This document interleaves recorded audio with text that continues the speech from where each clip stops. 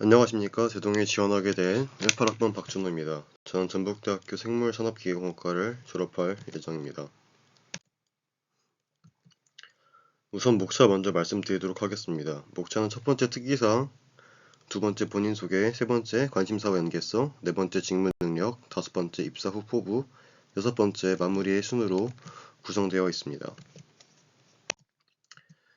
먼저 특기사항에 대해서 말씀드리겠습니다. 전 앞에서 말씀드린 것처럼 전북대학교 생물산업기계공학과를 다녔고 2024학년도에 졸업 예정입니다. 자격증으로는 컴퓨터 활용 능력 2급, 일반 기계기사 그리고 일종 보통 면허를 취득하였습니다. 수상 경력으로는 캡스톤 디자인 경진대회에서 대상을 수상하였고 오른쪽 사진은 제 성적 증명서입니다. 군대를 갔다 오고 나서는 확실히 학점이 조금은 높아졌으면 참고할 수 있게 첨부하였습니다. 다음은 본인 소개를 하겠습니다. 제 성격 먼저 간략하게 말씀드리겠습니다. 저는 선후배 동기들에게 모두 이쁨 받는 학생이었습니다. 후배에게는 쾌남이라는 호칭을 얻었고 동기들에게는 비타민이라고 불리며 선배들에게는 항상 밥을 사주고 싶은 후배의 1순위였습니다. 때문에 학교 다녔을 때 이득을 많이 봐왔습니다. 그 사례 중 대표적인 사례가 있습니다. 바로 앞서 말씀드린 캡스톤 디자인 경진대회를 준비하면서였습니다. 캡스톤 디자인 경진대회를 시작한 날은 그리 춥지 않았습니다. 현재는 12월이지만 그때는 10월 정도였습니다. 하지만 날이 갈수록 겨울에 가까워졌고 용접을 맡은 팀원은 이제 밖에서 고생하였고 서로 약속 시간에 모이기로 하였지만 팀원 중 몇 명은 지각을 하는 등 이러한 갈등 상황과 힘들어하는 모습이 많았습니다. 저는 제 나름대로 팀원들의 사기를 북돋아주고 특유의 농담으로 팀원들의 기분을 좋게 하였습니다. 이 과정에서 저는 인간 비타민이라는 별명이 생겼습니다. 오른쪽의 사진은 저희 팀이 만들었던 자율주행 파종기입니다. 이 사진에 대해서는 추후에 설명드리도록 하겠습니다. 이어서 제 장점과 단점에 대해서 말씀드리겠습니다. 제 장점으로는 사람들과 어울리는 것을 좋아하는 것입니다. 워낙 사람을 좋아하여 여러 단체 생활에도 익숙하고 함께 설정한 목표를 이루는 것을 좋아했습니다. 이 과정에서 저는 누군가의 도움 없이 모임, 단체끼리 다 같이 성장하는 과정이 가장 즐거웠습니다. 다음은 의사소통입니다. 불만이 있을 수도 있고 눈치가 보일 수도 있지만 저는 이 과정에서 어떤 단체에 속해 있던 모두가 다 같이 참여를 했으면 하는 마음으로 모두에게 의사소통을 합니다. 이 장점으로 선배들이 서로를 추천해줘서 다양한 선배를 만날 수 있었고 취업과 관련되어 여러 도움을 받을 수 있었습니다. 다음은 해야 할 일이 있으면 무조건 끝낸다입니다. 이 부분은 장점으로 넣어야 할지 단점으로 넣어야 할지 고민했던 부분입니다. 하나에 꽂히면 며칠 밤을 새서라도 항상 마무리하는 점입니다. 결국 목표한 것을 성취할 수 있으므로 장점에 넣었습니다. 다음은 제 단점입니다. 앞서 말씀드린 내용과 비슷하지만 하나에 몰두하는 경우가 있다는 것입니다. 하나에 몰두하는 것은 다른 일들에 시간을 소홀히 하며 시간을 지나치게 쓰는 경우가 있기 때문에 단점으로 꼽게 되었습니다. 마찬가지로 완벽주의 성향입니다. 이래서 조금이라도 어긋나거나 마음에 들지 않는 부분이 있다면 계속 집착하며 완벽해질 때까지 정답지가 있다면 정답지와 일치하도록 노력하며 시간을 많이 할애한다는 부분입니다. 마지막의 단점은 제2 외국어 능력, 즉 어학 능력이 부족하다는 것입니다. 꾸준히 토익을 공부하여 650점까지 올려놓았지만 취업 시장에는 영어에 능통한 사람이 많기에 단점으로 꼽았습니다. 이 부분을 보완하기 위하여 저는 현재도 토스 강의를 들으며 시간을 내며 공부를 하고 있습니다. 다음으로는 관심사와 연계성에 대해서 말씀드리겠습니다. 우선 관심사로는 여러 농기계 회사들의 정보 스크랩입니다.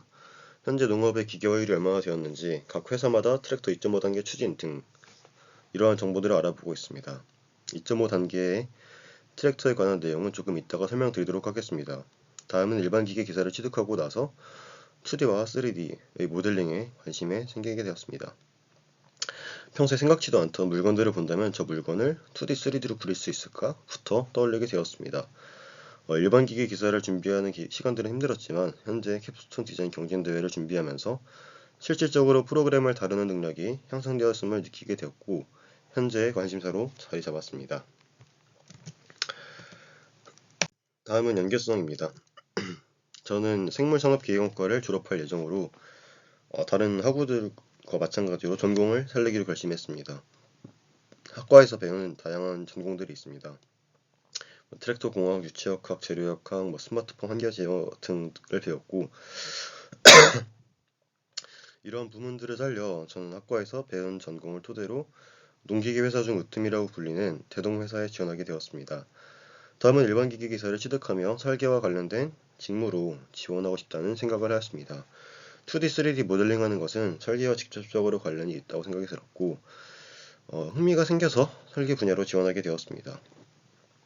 마지막으로는 단체 생활입니다. 여러 알바, 스카우트, 동아리 등을 통해서 단체 생활에 익숙하며 군대에서도 분대장, 학교에서도 회장, 반장 등 이러한 경험을 통하여 빠르게 회사에 적응할 수 있을 것이라고 생각했습니다. 다음은 직무 능력입니다. 우선 현재 트랙터의 발전 상황에 대한 이해도가 높습니다. 밑에 표를 보시면 아시겠지만 트랙터의 레벨 구분은 0단계부터 5단계까지 있습니다. 현재 여러 농기계 회사에서는 2.5단계의 트랙터를 상용화하는 것으로 알고 있습니다.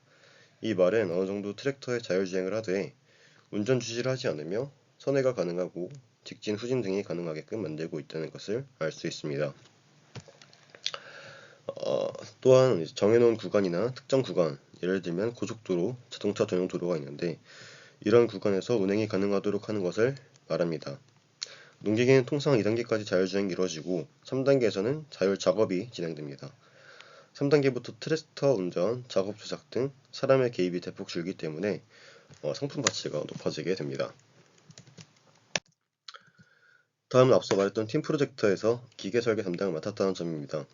이 부분에서 저는 일반 기계 기사에서 다루지 않는 부분들을 적용해 보았습니다. 대표적으로 인벤터에서 사용되지 않는 기능들을 이 프로젝트에 직접적으로 적용해 보았고 이를 통해서 여러 기계에 대한 이해도 또한 대폭 증가하였습니다. 이렇게 인벤터를 활용하여 자율주행 파종기를 구상하였고 여러 사물에 대한 직관이 높아지며 프로그램에 대한 숙련도가 증가했음을 느끼게 되었습니다. 다음은 사람들이 입이 닳도록 칭찬했던 부분입니다. 앞서 말씀드린 것처럼 인간 비타민, 분위기 메이커 등등의 별명이 있습니다. 팀 내에서 3개의 팀이 세부적으로 있었습니다. 기계설계팀, 전기전자제어팀, 용접팀이 있었습니다. 이 세 팀은 완벽하게 적용할 수 없었습니다. 서로가 맡은 분야도 달랐고 서로가 서로를 이해할 수 있는 이해도도 달랐습니다. 따라서 자연스럽게 불화가 발생하였습니다. 하지만 저는 기계설계를 맡았지만 전기전자제어팀, 용접팀에 조금씩 도와주며 서로의 의견을 좀씩 듣고 조율하는 방법을 통해서 갈등을 해결할 수 있었습니다. 다음은 창의성에 대한 부분입니다. 저희가 만들게 된 자율주행 파종기는 기존의 파종기와 다른 점이 있습니다. 기존의 파종기는 씨앗이 떨어질 때 간격이 일정하지 않고 수작업이기 때문에 씨앗의 손상이 높았습니다. 따라서 저희 팀은 이를 방지할 수 있는 장치를 만들어서 씨앗의 손상을 예방할 수 있었습니다. 동영상을 간단하게 시청했습니다.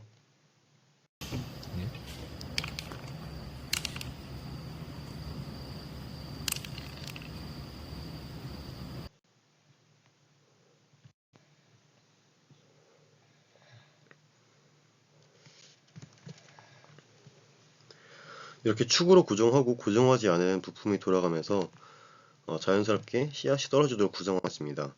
자세한 내용은 뒤에서 설명드리도록 하겠습니다.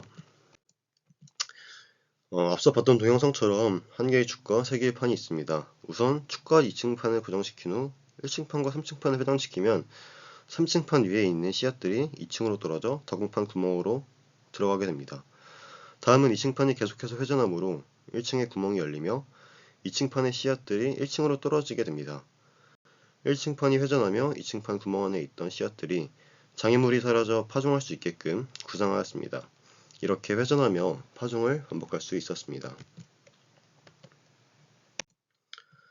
다음은 꾸준한 성실감입니다. 저는 학기가 끝난 방학에도 항상 본인의 가치를 높이고자 계절학기를 신청하며 학점을 챙기고 관심 있는 자격증을 취득하였습니다. 그리고 처음에 봤던 토익 점수 또한 방학 동안 공부해서 약 50점 정도가 향상되었습니다. 가만히 앉아있는 것보다는 알바를 하는 것이 낫다고 생각하였고 이를 통해서 손님 응대 등 원활한 의사소통을 할 수 있게 되었습니다. 현재도 해당되지만 학교 내에도 언어교육부라는 부서가 있습니다. 이를 통해서 저는 제가 부족했다고 느꼈던 어학 관련 공부를 꾸준히 하고 있고 당장 2주 뒤에 시험 또한 칠 예정입니다. 다음 용접에 대한 이해도 상승입니다. 설계에 대해서 말하고 있다가 일반 기계에서 말하다가 왜 용접에 갑자기 이해가 상승했냐고 생각할 수도 있겠지만 전기전자 제어팀, 용접팀 등을 보조해 준 경험이 있었는데 용접 기사를 취득한 동기가 나를 잡으며 용접에 대해서 자세하게 알려주었습니다. 또한 용접 작업 전 정확한 용접 설계를 위해 WPS를 작성하는 것 또한 배웠고 올바른 용접법 등을 간략하게 배웠습니다. 또한 용접팀장과 함께 소통하며 용접 완료 후 용접 후의 결함을 검토하였고 결함이 발생한 부분은 용접팀장과 함께 보수 용접을 통해 파종기의 강인함과 안정성을 더하였습니다. 이토록 조금은 낯설었지만 흥미가 생긴 분야는 따로 공부를 하거나 직접적으로 알려달라고 하여 학습받아서 저의 것으로 만드는 것이 장점이며 실질적으로 직무 능력에 포함하게 되었습니다. 다음은 입사업부입니다. 저의 학력, 자격증, 팀 프로젝트의 수상을 통하여 제작, 설계, 조립 등의 분야에 흥미가 생겼고 관심이 생겼습니다. 제가 4학년 동안 배운 내용들을 실무에서 사용하고 싶다고 느꼈고 여러 부서에서 다양한 경험을 쌓아 전문성을 키워 회사와 같이 성장하고 싶습니다. 네, 감사합니다.